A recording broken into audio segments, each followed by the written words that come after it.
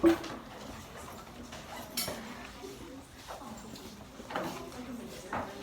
get started. Well, we left off kind of halfway through the uterus, so let's finish that. And then I want to cover meiosis. Okay. Uterine wall. There are different layers. The outermost layer of the uterine wall is called the perimetrium.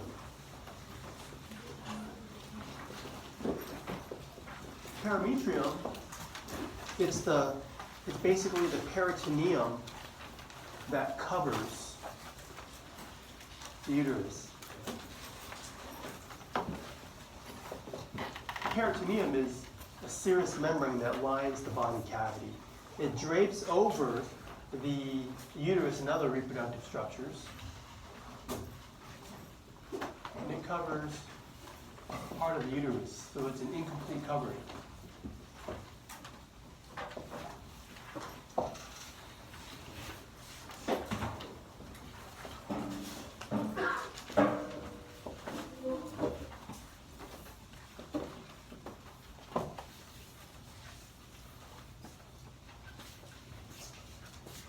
Boom. Okay.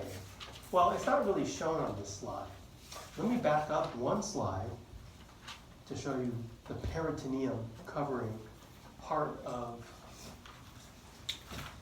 uterus. Now, if you look at the red line on this figure on the top, that symbolizes the peritoneum, lines the body cavity, and then kind of folds in. And when it folds in, it kind of reflects back, and then it covers the uterus. That's what I'm talking about. That's perimetrium. Okay? In this figure, they call it the visceral peritoneum. That simply means covers the viscera. Viscera is an organ or contents, so it's called perimetrium. Now, most of the uterine wall is muscle, and it's called the myometrium. Pretty much the thickness of the uterine wall is mostly muscle.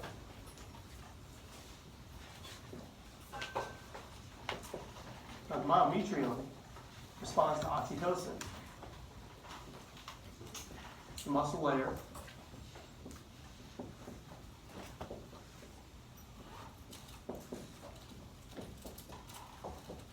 responds to oxytocin, during labor and delivery.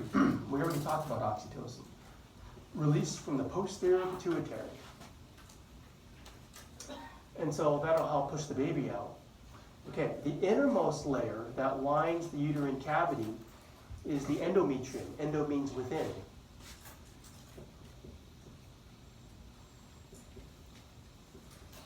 Now the endometrium, this is the hormone responsive layer. It responds to the sex hormones, estrogen and progesterone.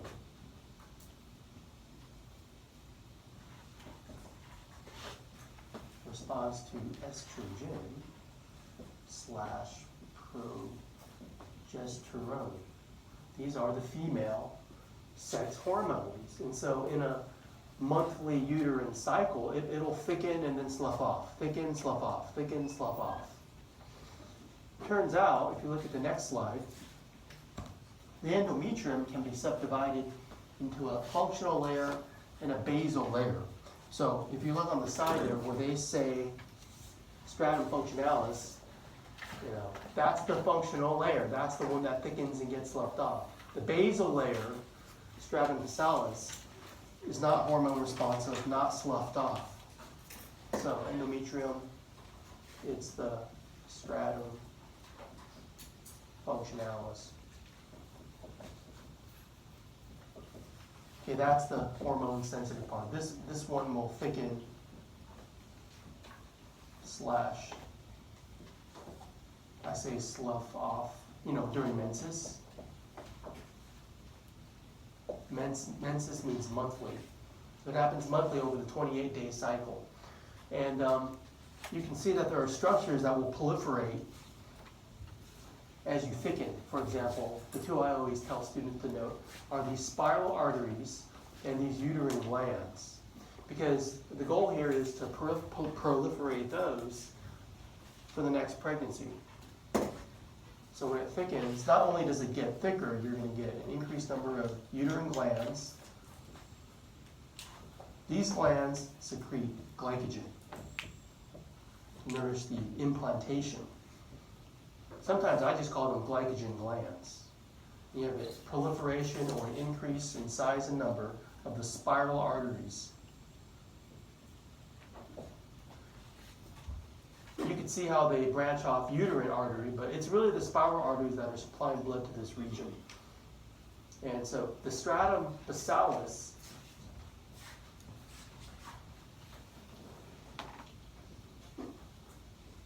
the basal layer, if you will. After you get menses, this is not shed. Not shed. Not hormone sensitive.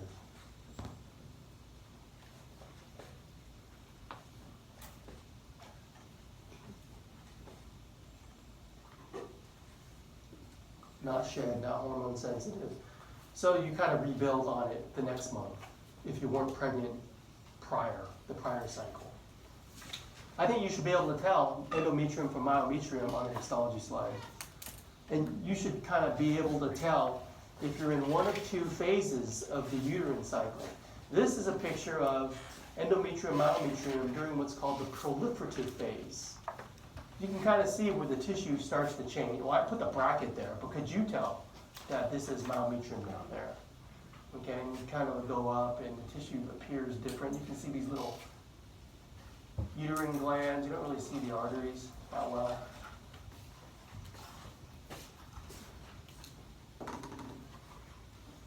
So they call this the proliferative phase. After menses, you rebuild. It proliferates. You thicken, increase these things that I mentioned. Increase the glands, increase the spiral arteries.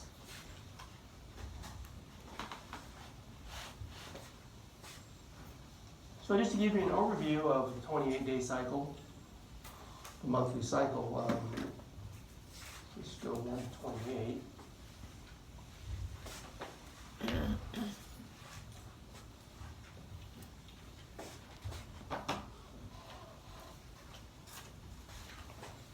In terms of repro, the day that's most important is day 14, ovulation.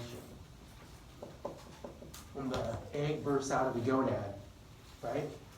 Because then it can be fertilized for reproduction. So that's the most important day to keep in mind. But to support a pregnancy, you got to rebuild the endometrium. So in preparation for an implantation, fertilization implantation event, let's say you weren't pregnant the cycle before.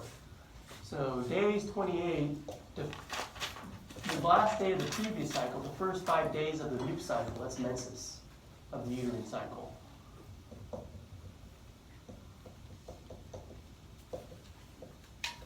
You shed functional layer. So this day, boom, all the way, maybe day 1 to day 5. Day 5.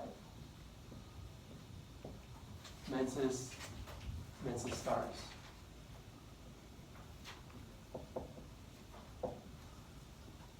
Okay, so then shed, rebuild. Let's call it day 6 to day 13, from there to there. You rebuild. We call it the proliferative phase. So let's go 6 to 13 of a new cycle.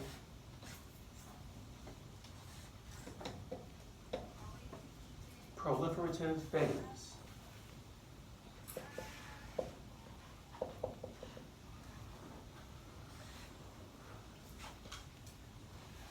This is pre-ovulation. The follicles are developed in the ovary, primary, secondary graphy, and all that. But in here, you're proliferating, you're rebuilding it. And then day 14 comes, that's the day. Maybe you fertilize, maybe you don't. Okay, draw a picture of the sperm cell there. In post-ovulation, what you got is this, the secretory phase. And the endometrium takes up the whole picture. The myometrium, I just couldn't get in frame because endometrium has proliferated. You can see that there's more glands, and they're shaped different because they're larger. The uterine glands, right there, all over the place. So let's call that day 15 all the way to day 27. Boom, boom. The endometrium becomes a secretory mucosa. Secretory phase, days 15 to 27. Secretory phase, also called progravid, because gravid means pregnancy. So progravid means preceding pregnancy. So during this phase, let's think what's happening. We've had our event, ovulation. Let's say you fertilize. What I had mentioned earlier, I'll cover more later when we get to development, is for the first 7 to 10 days post-fertilization, the development is in the uterine tube, not in the uterus. For about 7 to 10 days, you're hanging out up here. The first cell divisions are in the uterine tube. And at about day 7, day 10, that structure called the blastocyst, it'll be allowed entrance into the uterine cavity for implantation. So let's think, what's 10 days post-fertilization? Well, let's say it happened here. Day 14 is the day you fertilized. So what's 10 days?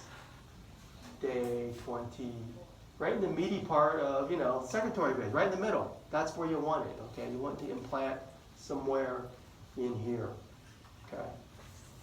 The female may notice a clear discharge because the endometrium is a secretory mucosa.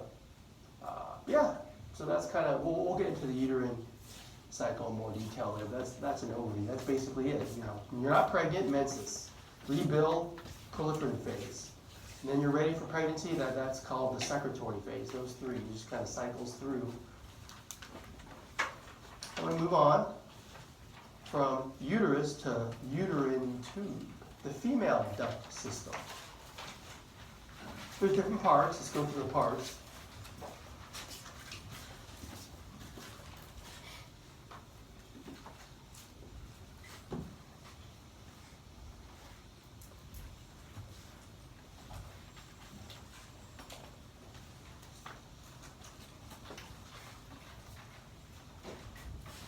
Now, the uterine tube, it has to be able to communicate with the uterine cavity. So that way, it's a two-way street. Sperm go to fertilize, but then the fertilized blastocyst, it can go back in. So that part where it communicates is actually called the uterine part of the uterine tube.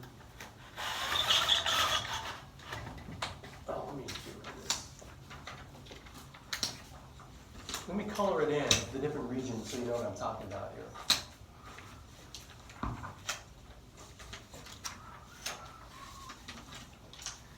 This is the test. I'll let you review the test later.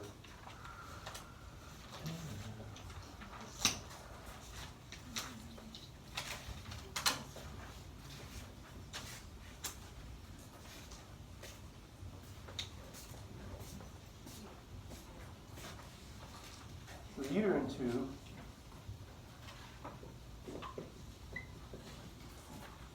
the uterine part is the part that goes through right from here to here. Right there. It's the part that goes through the wall.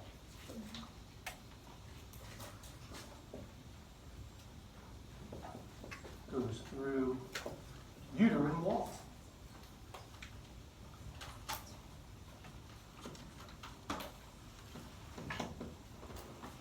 The first part coming off is the thinnest part. It's called the isthmus. So from about here to here, it's the thinnest part. We'll just call it through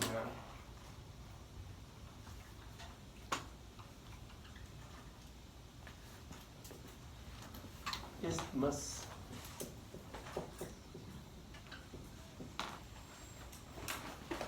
And you always want to put uterine part of uterine tube, isthmus of uterine tube. You have an isthmus of the uterus. You have multiple things using isthmus, so I always have to put of ...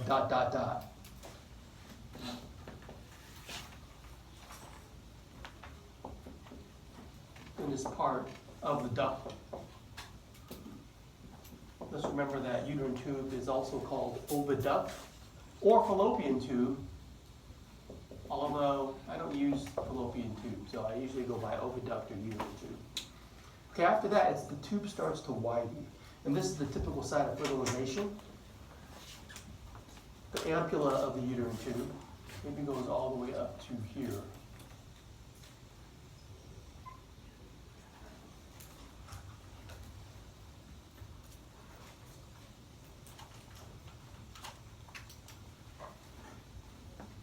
Widest part, the ampulla.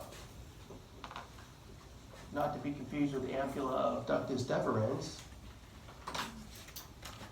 I'll describe it as typical site of fertilization.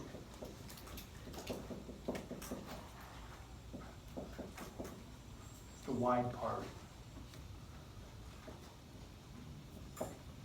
And after that, the connecting part is infundibulum. Infundibulum. Let's go orange. I'll color it from here to here, approximately.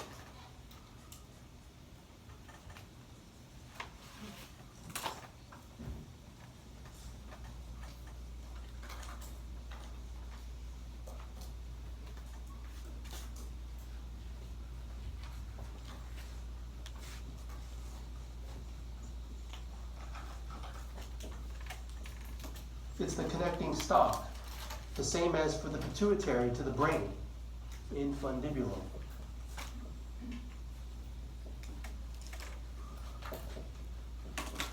Now, those little finger-like projections at the very end are called the fimbriae. At abdominal ostium, you don't have to put that, but that just means it's the border between the body cavity. So if you ovulate, you don't catch it, you just lose it to the body cavity. So those little finger-like edges there,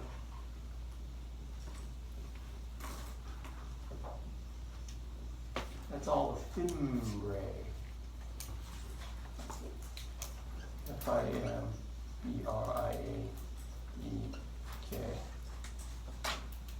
Fingers, that's how I'll describe them. That's what fimbriae means. Describes their appearance, they're finger-like.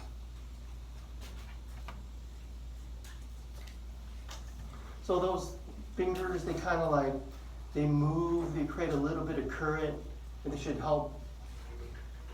That current should help sweep the ovulated egg into the ampulla to wait for sperm.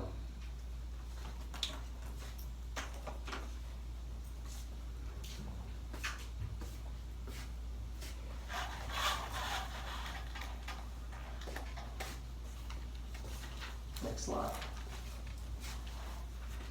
Let's look at the model here.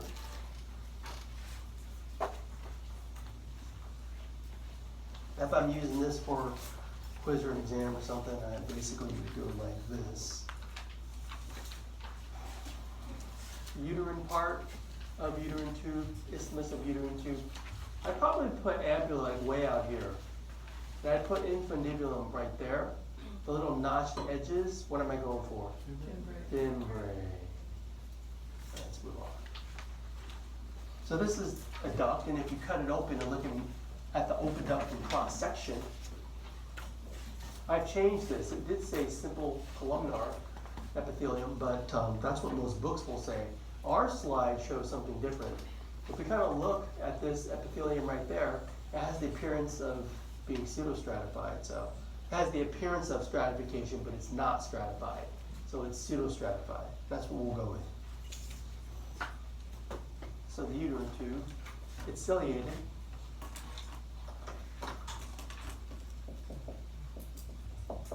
Pseudostratified.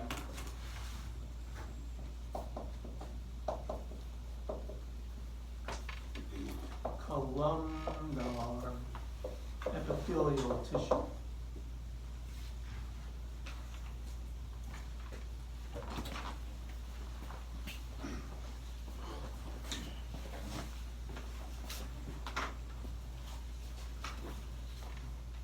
So there's a lot of nooks and crannies for the little ovulated egg to wait. It's one little cell just hanging out all by itself. So when you cut this duct, it's not a round lumen. It's there's all these invaginations of the mucosa. And the cilia will kind of help beat the sperm and egg together. All right, so I want to get away from the oviduct and talk about some other ligaments of the uterus. I put these side by side. The page number is given for the figure on the right, but not for this one because they dropped it. But we can still learn from it.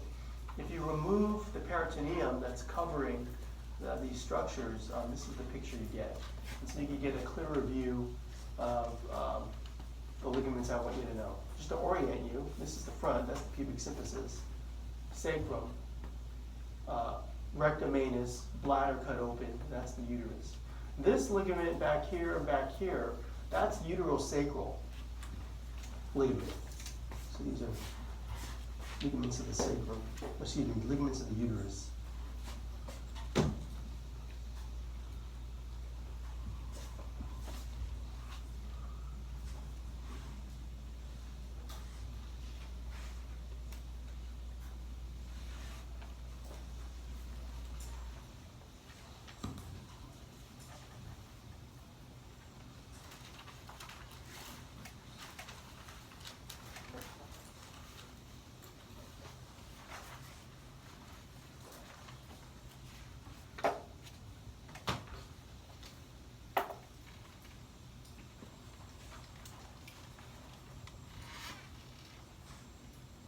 Okay.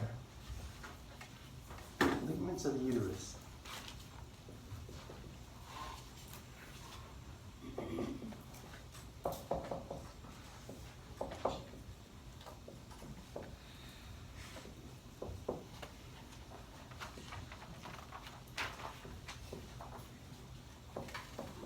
So the uterosacral ligament is located within the uterosacral fold.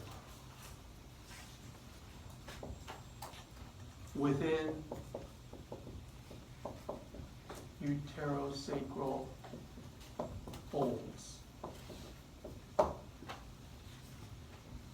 if you look at the picture on the left, the peritoneum that covers the ligament folds. So that's what a fold is. Basically the membrane folds over it. So inside there is the uterosacral ligament. If you were to remove that covering, you kind of see it. The next one, you can't really see in this picture. This is the transverse cervical. I'm sorry, transverse or cardinal, not cervical. Transverse cardinal ligament. It's in the transverse plane. Sometimes it's called the cardinal ligament. Well, anyways, it kind of provides a lateral support for the uterus. Provides lateral support. Then you have a ligament that goes forward into the inguinal canal. It's the round ligament. You write it here. Round ligament enters the inguinal canal.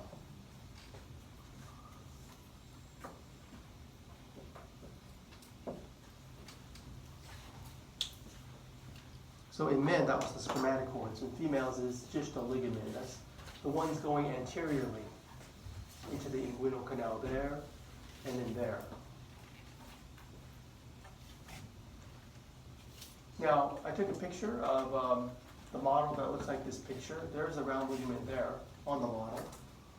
Number 55. Okay. There it is there. Okay. There's another ligament that they show that we talked about, the uterosacral fold. In there is the uterosacral ligament. So that's the fold that's shown in the model. And inside there is the uterosacral ligament. Okay, one that is not a uterine ligament, but an ovarian ligament is the proper ovarian ligament. It's shown from there, holding the ovary, and the ligament goes from the uterus to the ovary. So let me kind of draw that, because that will go under ovarian ligaments, not ligaments of the uterus. Where would be the transverse ligament on the model? So in that picture, you can't see it. In fact, no model shows it, so I'd have to use a picture. And in fact, I would probably use that picture. That's the transverse cardinal ligament or transverse ligament right there. And this picture shows it. So these two pictures show it. There's no model we have that shows that one. Let me go back to this one.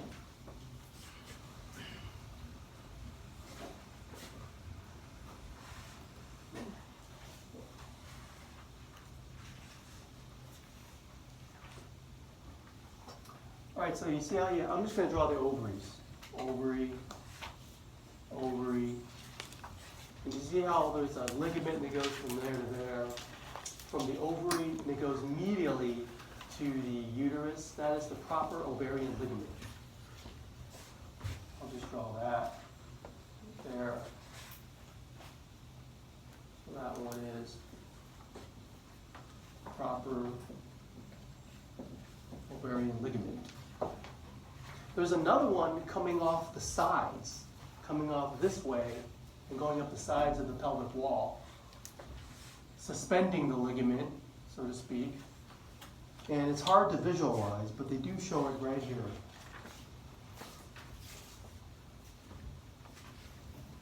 Here's proper ovarian ligament, ovary, and then there's another ligament suspending it right there. It's not really shown on this picture there. That's the one I want you to know. This is the suspensory ligament, and it contains the ovarian artery and vein.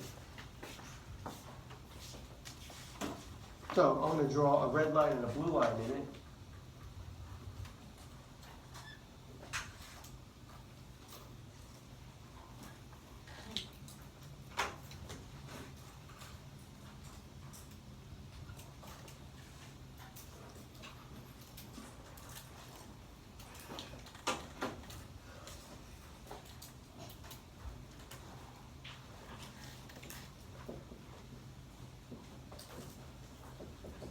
So it's the suspensory ligament. It contains ovarian A and V, artery and the vein.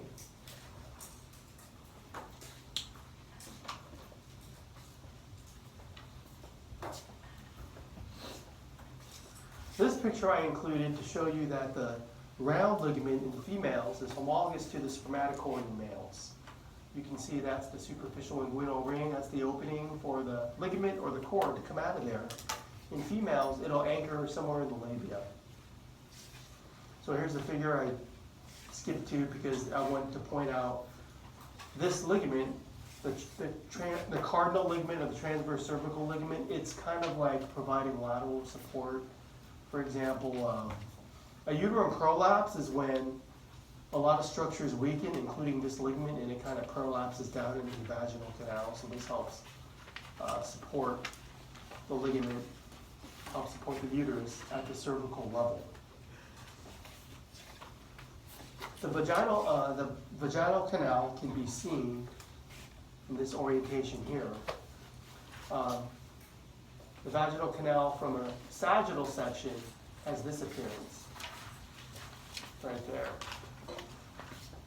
So let's talk about the vaginal canal.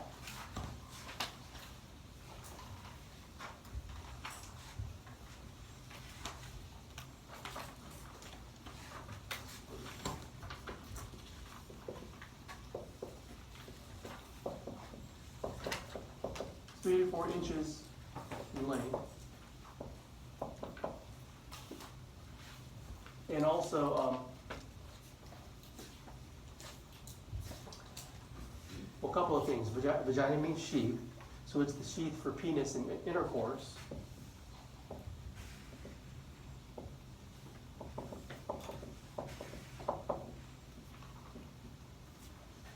And the vaginal fornix is the recess that'll receive the ejaculate.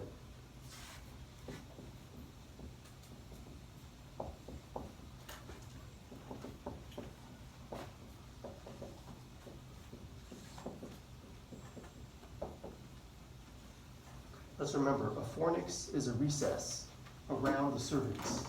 I'll point to it on this slide. They say posterior part, anterior part, but just call it fornix or vaginal fornix, and you'll get it right. Okay. So at one end you have the fornix, that's the cervix, and this end is the vaginal orifice.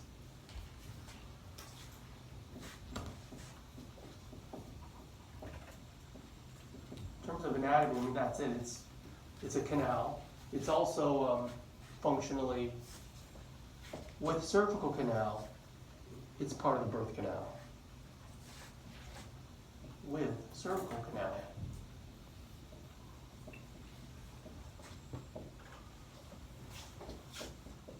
The vaginal canal.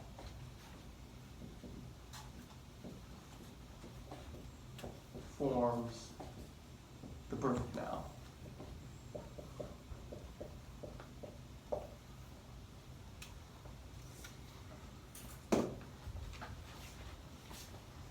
To leave this region and go to the mammary glands in the breast region, in the pectoral region, there's a section view of the mammary gland. There's a lot of adipose and connective tissue. I'll give mention to the suspensory ligaments.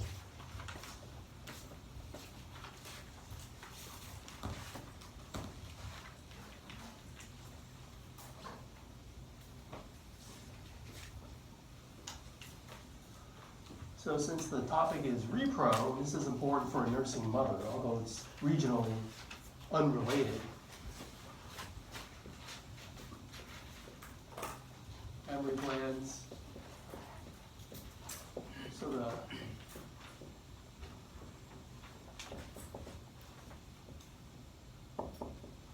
the suspensory ligaments attach the mammary glands to the pectoral region.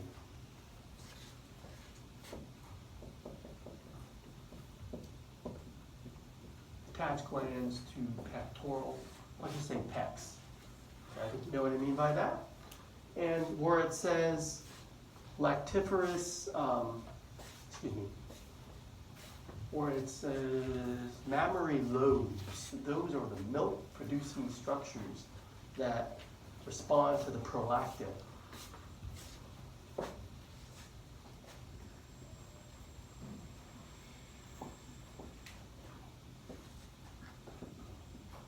So I'm just writing respond to PRL, and you already know that's the hormone for milk production. To let the milk down, note the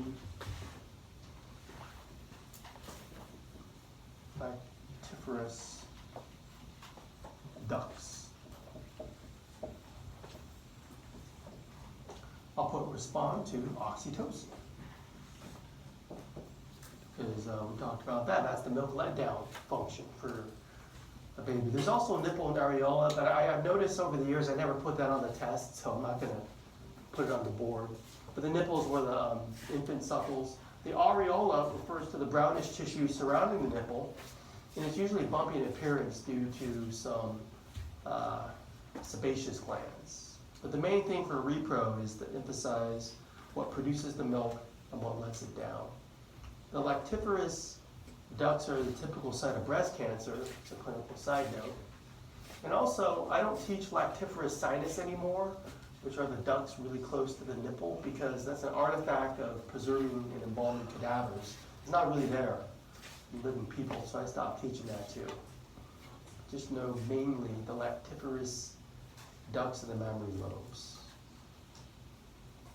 Okay. I did put a picture of this, labels on, labels off, from another internet site to help you review anatomy.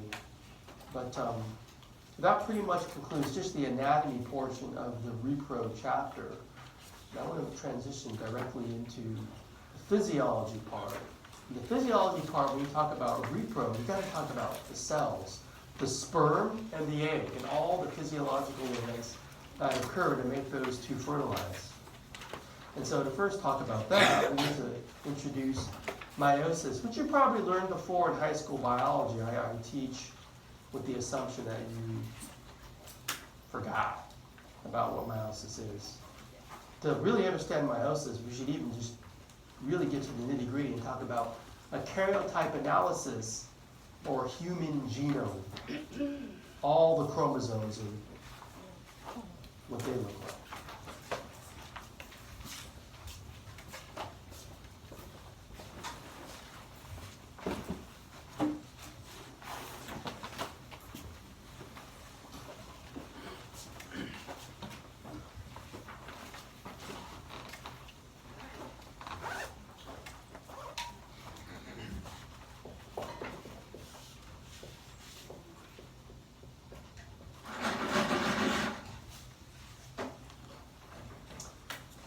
So let's say, for example, you have a pregnancy and maybe mom is in a high-risk category. Maybe there's some concern, and so maybe you want to do some genetic testing. So this illustrates what will be done for amniocentesis, where you take the large bore needle and you pierce the amnion, and that fluid should contain fetal cells that are floating around. Fetal cells are highly mitotic. You just put them in culture for a few weeks. And because they're undergoing different phases of cell division, you can karyotype, you can rearrange the chromosomes and put them in an orderly fashion for analysis, for examination. And so that's the human genome there. The human genome is 23 pairs of homologous chromosomes.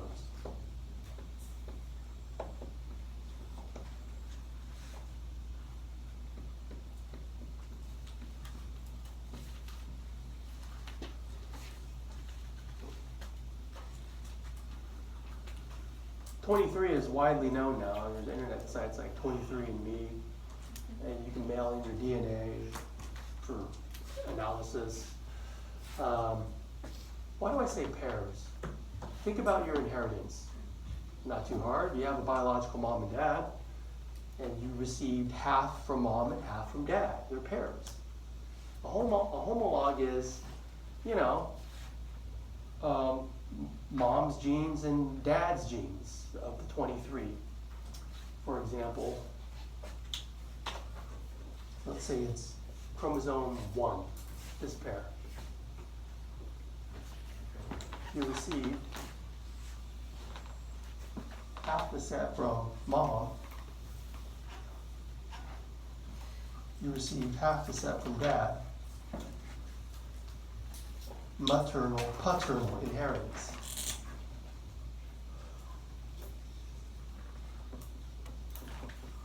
They're the same chromosome, chromosome number 1. They're not the same chromosome, they're just homologs to each other, not copies. Okay. But for example, let's say the gene for hair color. It's going to be at the same location on both chromosomes because we're all the same species. Let's say the locus or location is right there, the gene for hair color, and maybe dad has black hair. He has the gene that expresses as black hair. But for mom, there's red hair. It expresses differently. But in both cases, it's the same location for that particular trait. Okay, it just expresses differently in mom and dad. Because again, they're not copies. They're homologs. So that's what's meant by, what is meant by homologous chromosome. I drew one pair, but we have 23 pairs. There is one pair that is the sex chromosomes that determines biological sex. XX, XY. XX is the genotype for female sex, and then for male it's inherited XY. So if you know where to look, what sex is this person? Boy. Okay, it's right there if you didn't see it.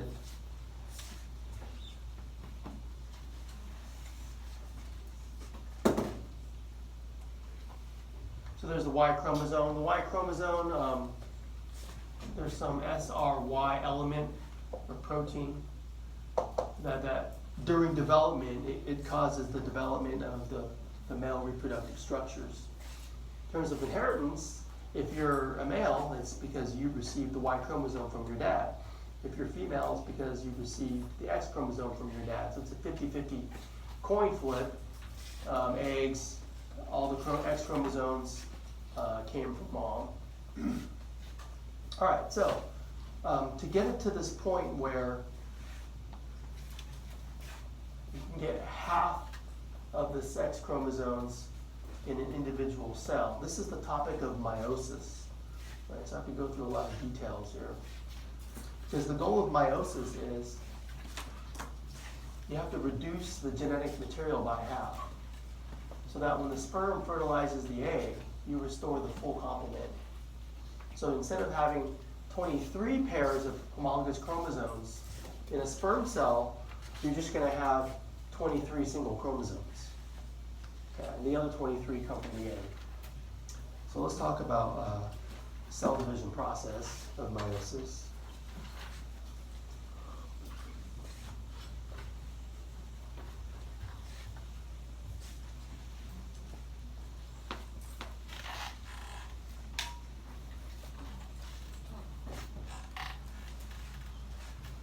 And we use a lot of terms interchangeably, and that can make things confusing. When we use the term DNA, well, that's the molecule. That is the genetic material. But we still use the term gene. But that term gene was coined prior to 1953 when we elucidated the DNA structure by Watson and Crick. It was in hundreds of years ago by Gregor Mendel and the pea pod experiment, the Punnett squares that you do in high school, because he thought that by using plants as a model that he could demonstrate that parental plant strains, you could pass on traits through generations of plants by studying the traits that are passed on.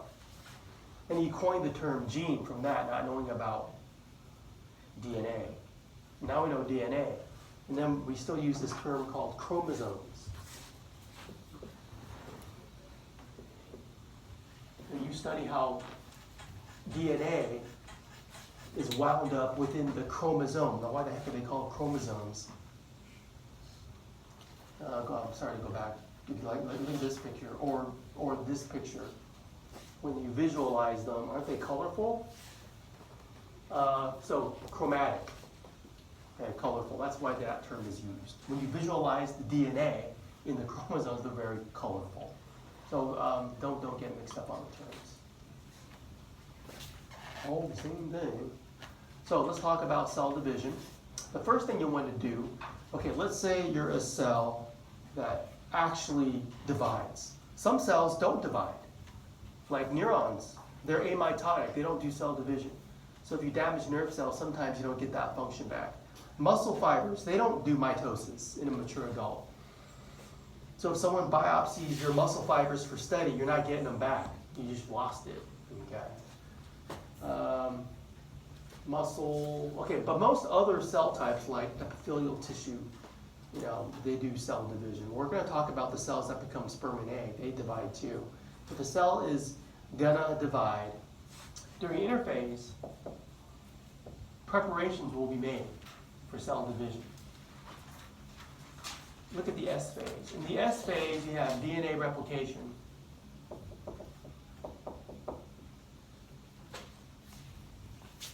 You just double everything. Because when you divide, you have to have double the material.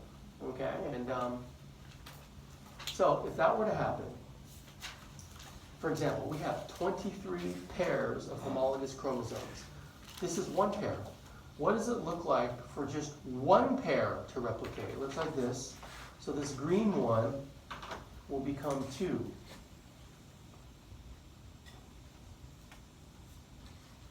And they're copies of each other. These 2 chromosomes, and they're attached in the middle at this structure called the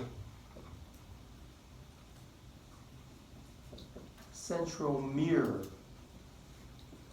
there's a part of that centromere that spindle fibers attached to move chromosomes around during cell division. And that part where I'm just kind of outlining in purple is called the kinetochore.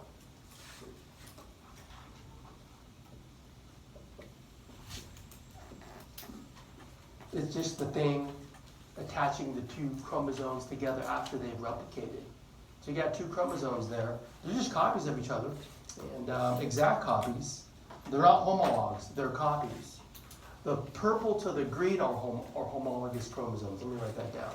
So purple to green, homologous chromosomes. Sometimes I abbreviate chromosomes XSMS because they look like X's when they replicate. So I just replicated the green one. Let me replicate the purple one.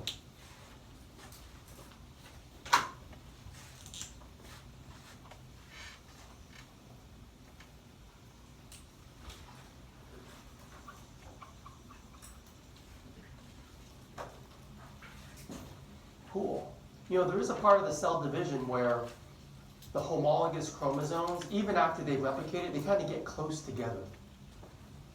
So let me just kind of like draw the green one close to the purple one.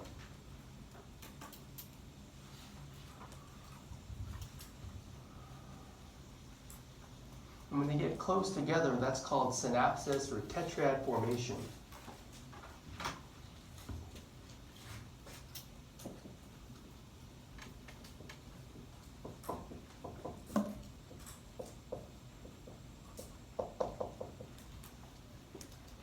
Tetra usually refers to the number 4, because you got 1, 2, 3, 4 chromosomes.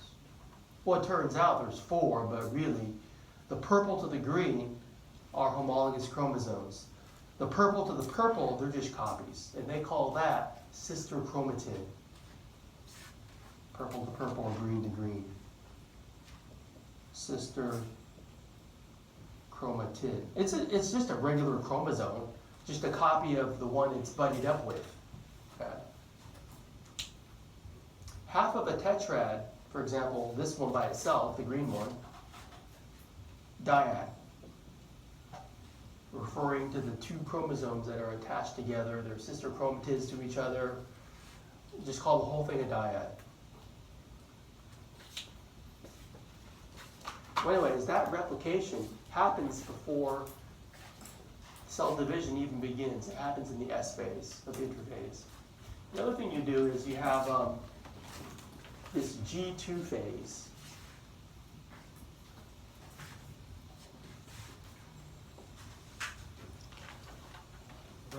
Yeah. So you said we could call it either dyad or sister chromatid? Yes, the whole thing is a dyad, but each individual of the two are each called sister chromatids, copies of each other. All right, so G2, G2, G2, G2, G2. Okay, that's where you're gonna like divide everything. Everything doubles, all the cytoplasm, everything, getting ready for cell division. Now, one thing I want to pay close attention to are the centrosomes. They double. They replicate. Centrosomes replicate. A centrosome is a bunch of centrioles. I usually draw them as these little cylinders. Centriole. You can look it up. Centrioles are made out of microtubules, one of the standard fibers in all cells.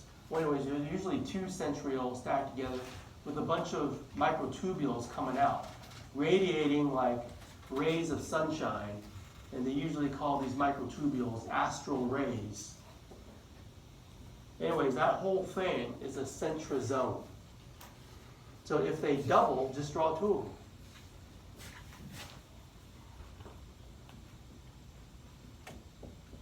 There's another centrosome. If you see two centrosomes, you know the cell's getting ready to divide. You've already replicated the DNA. And let's kind of look at this figure here. We do teach mitosis in 430, but this process is different.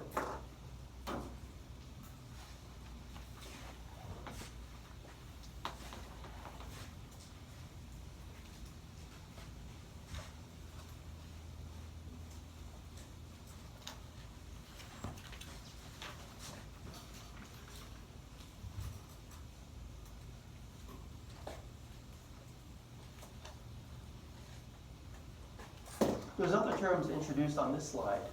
For example, let me have the terms up here, diploid and haploid. Diploid, we usually use the symbol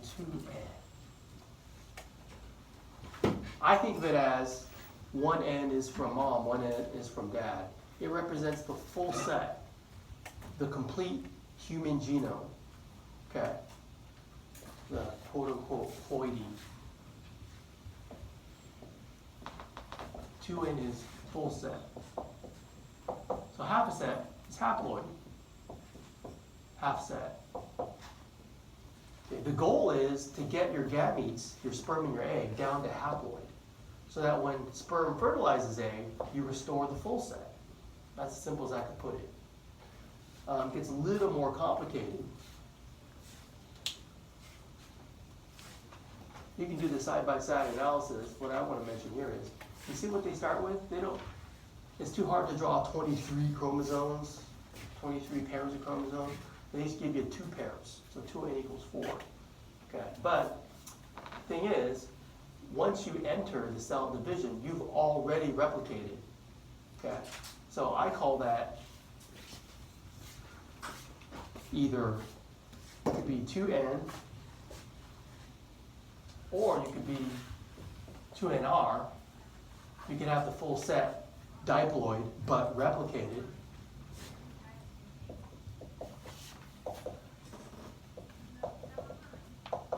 You can even be NR.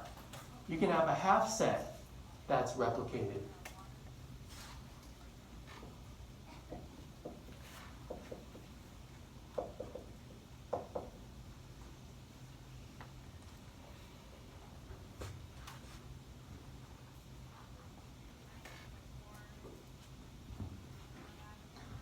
At the top of the figure, for meiosis, this is what I'm teaching, meiosis, not mitosis.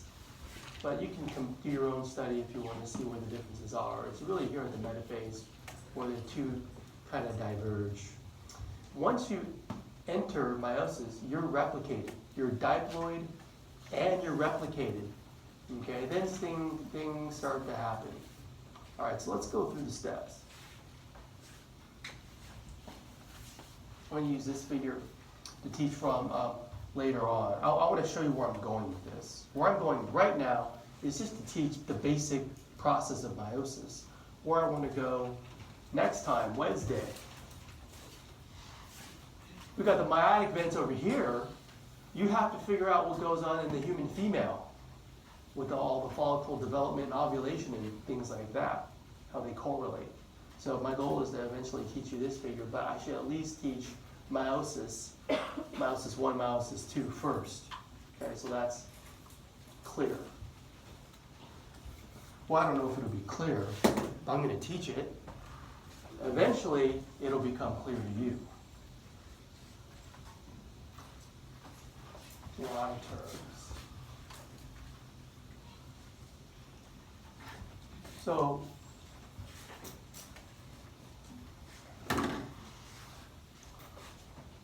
let's start with interphase. You have a cell with a nucleus.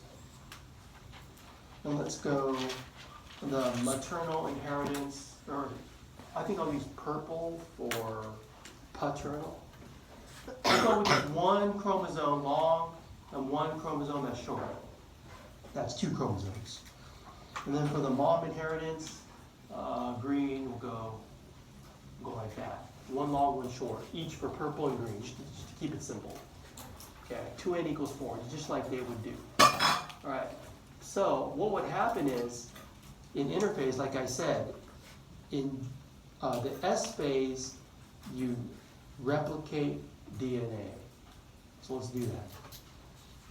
You make your dyad, right?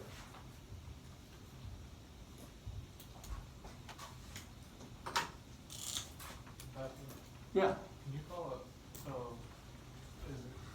we use chromosome instead, like, we call it a dyad, like a chromosome or dyad? Yeah, you can call it a dyad if it's two of them and they're attached together. That's dyad. Okay? Yeah, and this dyad contains two chromosomes. You are correct. Okay. So what I just did was I did the whole replication thing. So in terms of the whole ploidy thing, it's diploid and it's replicated. 2NR. It's 2NR before you even begin the cell division process. Also, you've doubled the centrosome. So if you look at this cell here, they draw two centrosomes that are duplicated, right? And they're moving far away from each other.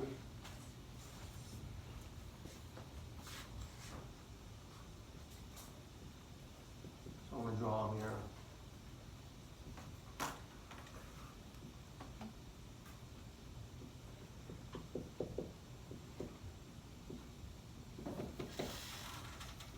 Okay, then you enter prophase 1 of meiosis 1.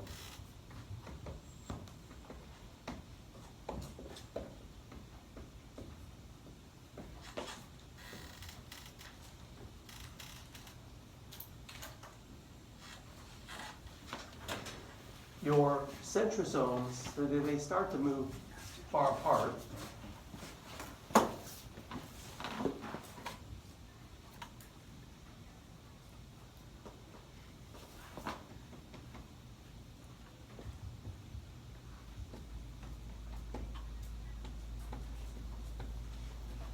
One thing that happens is, if you're going to move chromosomes around, you have to break down the nuclear envelope.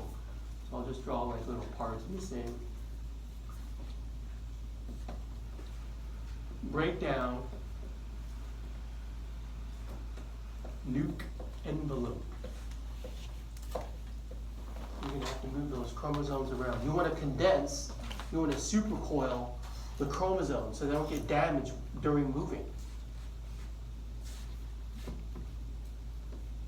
Condense, coil chromosomes. One thing that happens is synapses occurs. The homologous chromosomes, they find each other, all 23. Tetrad formation. Or this is also known as synapses.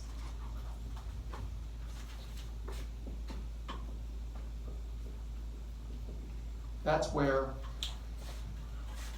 so I drew long and short, right? So the green long is homologous to the purple long GER chromosome.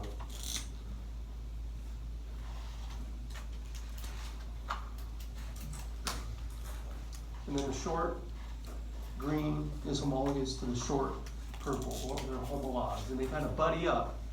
And that close proximity means they make contact, like a synapse, right? Connection between two cells. So in this case, synapses is tetrad formation. It allows for genetic recombination events, this synapses.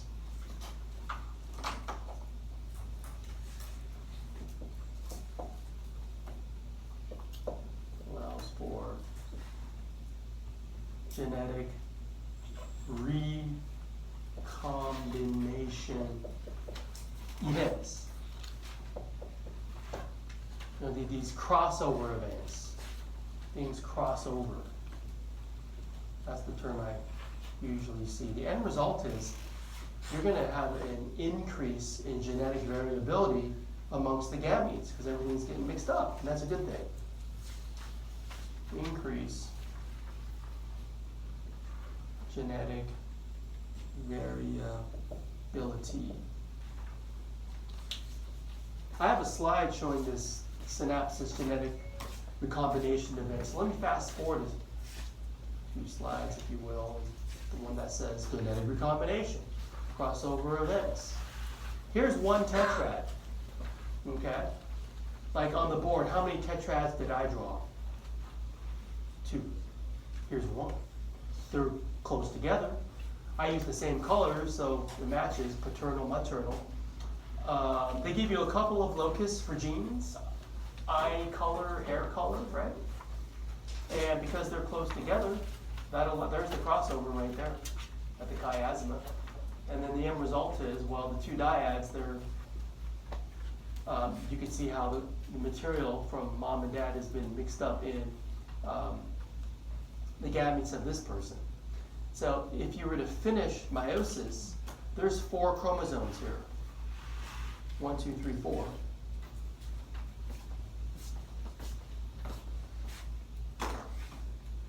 Okay, let me say it again. What do you call all 4 together?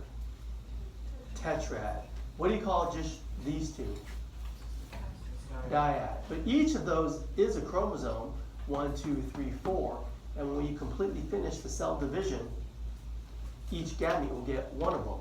So if you were to finish each of these 4 cells, gametes 2 and 3, they're recombinant, correct? Their genetic material is a patchwork of parental chromosomes, okay? And that increases genetic variability. So that occurs in prophase 1, synapses. You have about 1 of those recombination events per tetrad. Okay, and again, how many tetrads? I drew 2 tetrads, but how many do you really have in sperm and egg cells? 23. 23. So let's go over it again. The situation here is, this cell is, we kind of start out diploid, but it's replicated, okay? And really, when you get tetrad formation, you got 23 tetrads total. And the nuclear envelope's breaking down. This way, you can attach to the kinetochore and move the chromosomes to the metaphase plate in metaphase 1. We'll move on.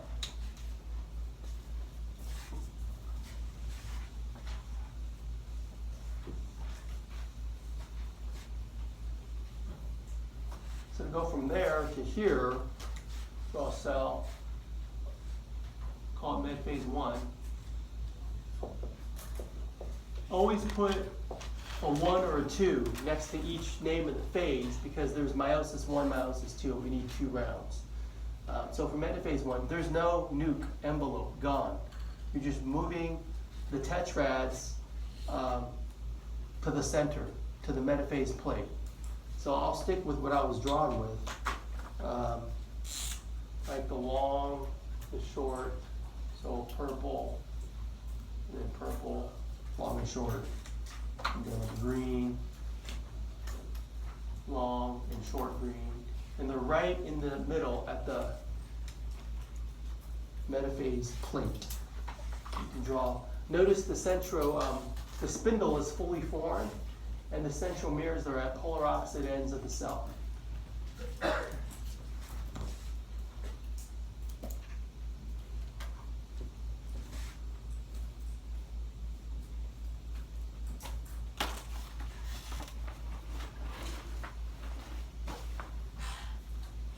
Basically what we got. I mean, there's more spindles, but I just drew 2 aligned in the middle.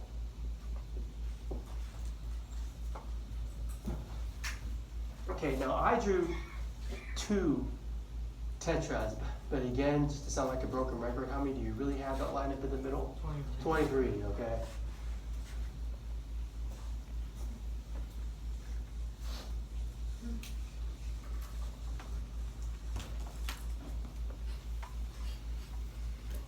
Now the thing about it is, when those 23 tetrads align at the metaphase plate, they do so independent of one another.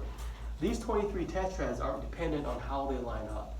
It's not like you gotta go in numerical order, okay, 1, then 2, then 3, then 4. It's kind of random, okay? So, chromosomes, the tetrads. They assort independently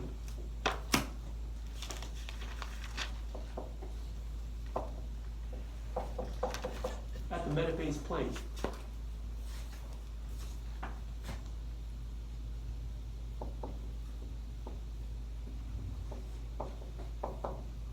It's called, quote unquote, independent assortment. Where you got these tetrads lining up in some random order. Okay. Now, that also increases genetic variability. So to illustrate that, we've got another slide. Let's just go to the one that says independent assortment. Here's the figure from the typical biology textbook. Okay, you got 23 tetrads that line in the middle. In this example, they just give you 3. If you only have 3, the permutations are really limited. You could go all on one side, purple, or you could go purple, green, purple, or green, purple, purple, or purple, purple, green, right? Those are all the possible permutations. And then so if you finish the cell division, each of the 4 gametes, they have a different assortment because of how you lined up in this step. Okay, so that also increases the genetic variability because there's no rhyme or reason to it. It just, the randomness kind of helps increase the genetic variability. That's what I'm trying to say. So this phenomenon increases genetic variability.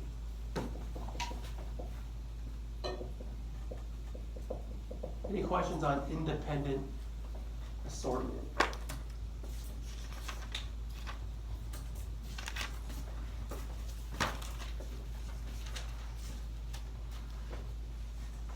So this happens in metaphase 1. You line them up, you divide. Okay? I want to go back to that slide I was teaching from, this one. Now the reason why I keep skipping over slides, I have these slides that are actually video clips. I'll play you one later, but for now you don't need the video clip, right? I guess you got me, right? I'm supposed to teach the material. But the video clips are good for you when you're at home and you want to review. So we're here, okay? And notice they even drew the crossed over thing. They keep the purple here and the green here of the crossover event. I'm not going to do that. Just it's a little complicated. But let's draw what happens. Okay, so you line them up, and the spindle apparatus pulls them apart, and that's called anaphase 1. You're separating the homologous chromosomes.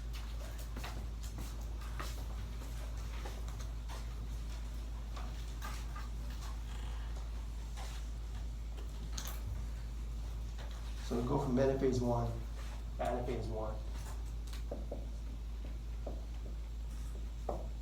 My cell.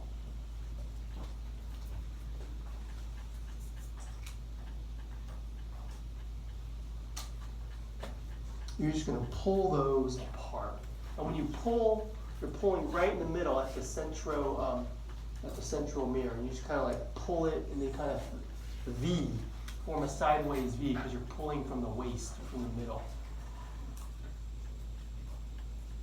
There's my long one, my short one.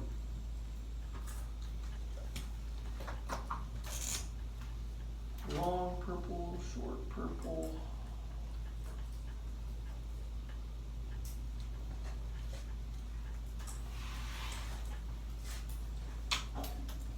Spindle.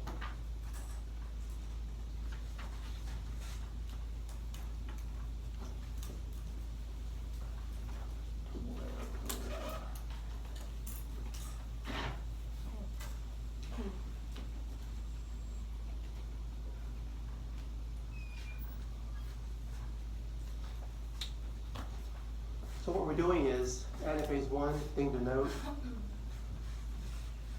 separate homologous chromosomes. Remember, the purple to the green was homologous, right? That was the thing.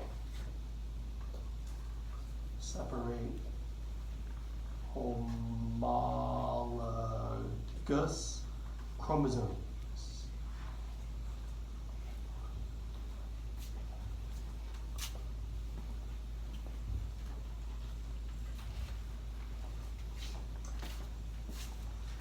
pull one set to one side and the other half to the other side. And once you're done pulling them apart, you can start to pinch off, form two cells, and reform the nuclear envelope. That's telophase right there.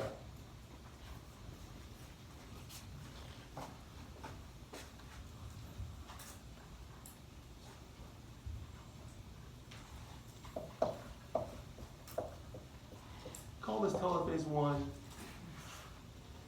slash cytokinesis.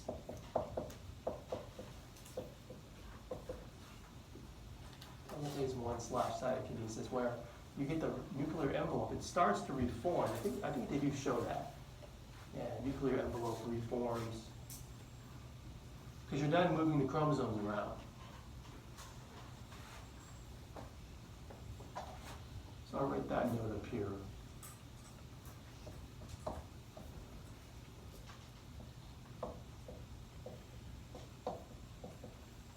And you're done pulling it apart, so you can see how this is becoming two cells. Cytokinesis refers to a division of cytoplasm. That's why you have this invagination where you're pinching off.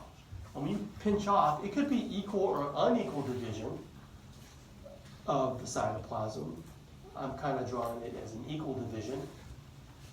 But let's remember what you got inside each cell. On this side, on the right, you've got your long purple, short purple, and then the other one, it was the green, right? That's how we did it. All right, so let's finish. This one cell is becoming two.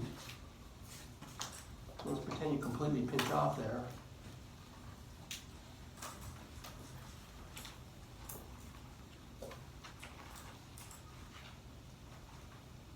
And then what do we got? We got a situation where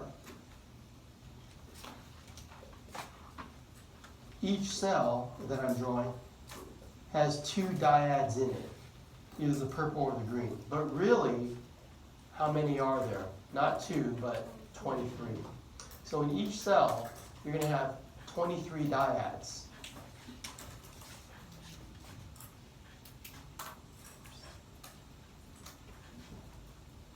Now, turns out each of these cells is haploid because it's only half of the set, but we're still replicated because each of these is a dyad. So it's a replicated thing. So I'm going to put NR under each cell. Each cell has 23 dyads. We call that haploid replicated. So this is why we need a second round of cell division. We don't want the replicated thing. We want it to be, well, basically not replicated. Let me kind of play this for you just to give you a preview.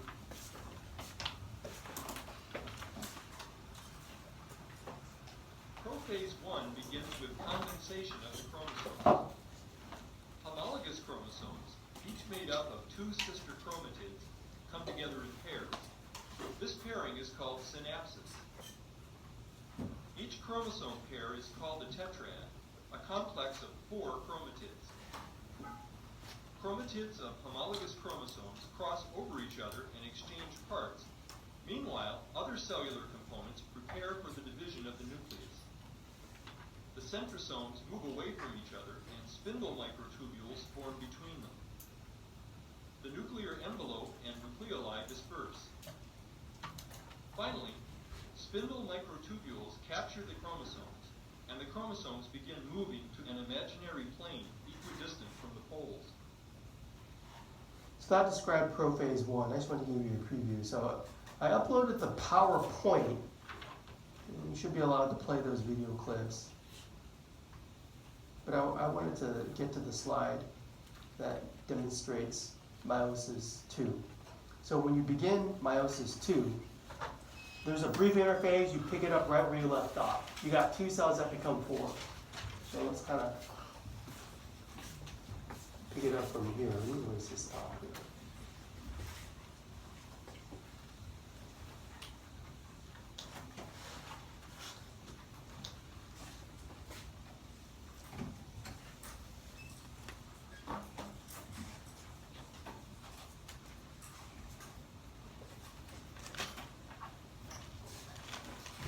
So for prophase 2, there's no synapses or anything. I mean, synapses was between homologous chromosomes, but didn't you separate them? So you can't do it.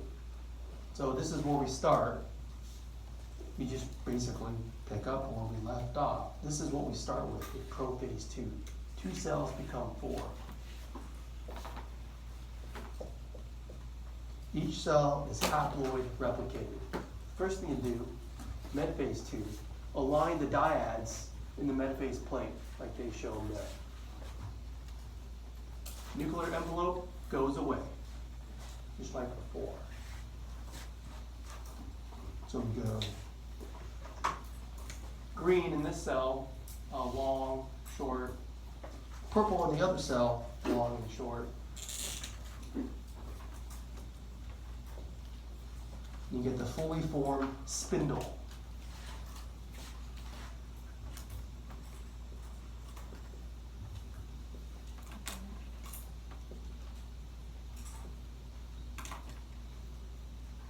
Okay, I'll just draw the astral rays going to the 2. I won't draw a bunch of unneeded lines there. So when you do it for the other one,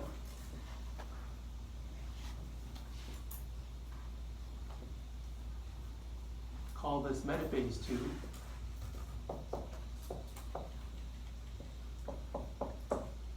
Now that we have them lined up single file, what we do is we pull apart the sister chromatids in anaphase 2.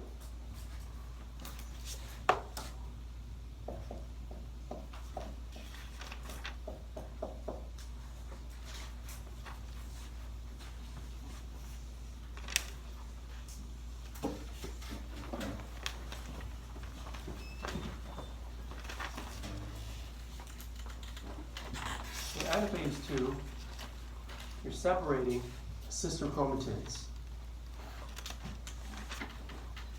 Long one, short one.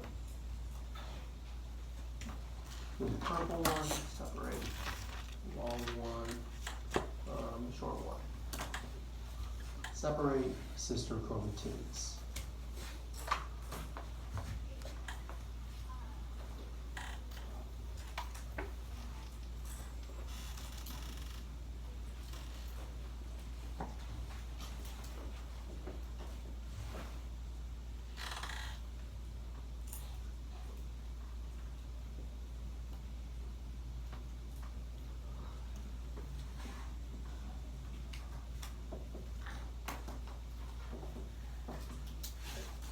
So what I'm writing is separate sister chromatids.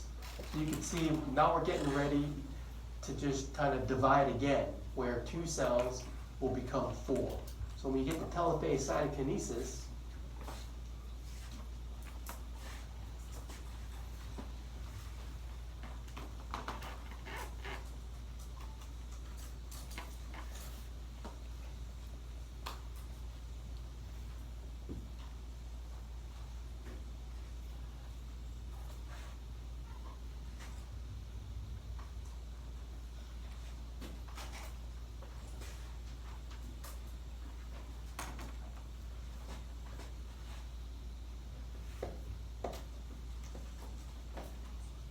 telophase 2, you reform the nuclear envelope.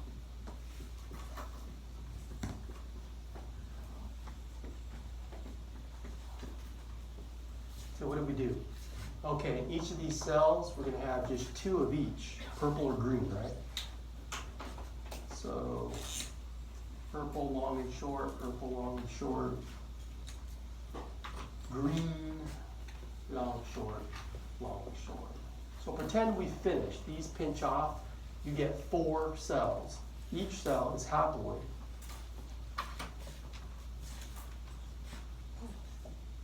That's why we needed this second round. That second anaphase separated the sister chromatids, which were just copies of each other. So now that they're separated, don't call them sister chromatids anymore. Only call them that when they're attached to each other. They're just standalone chromosomes now. Each of these cells, I drew 2, but really, each cell has 23 single chromosomes. It's truly haploid. Each of the 4 cells.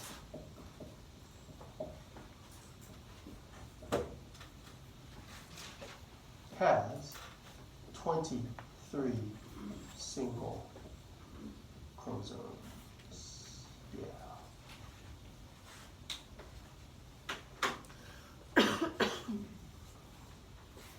Any questions on any questions on meiosis too?